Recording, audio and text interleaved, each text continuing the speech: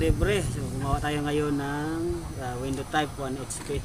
So carrier to. So na-check to ng service center. Ang error nito ay P1 tsaka P4.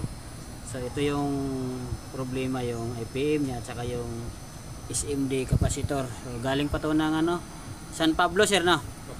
Galing pa San Pablo, Laguna. So chinek ng service center, tapos pinatingnan din uli ni sir sa ibang gumagawa ng air condense sa mga tropa natin.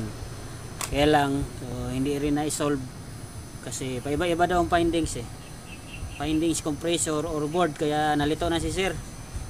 So kaya kahit malayo, dinala talaga dito ni sir para sigurado siyang magagawa yung aircon niya at tama yung pang findings, kasi pag mali yung findings mo, kawawa, malaki magagastos, baka maabot na lang tayo pag bili ng bagong unit.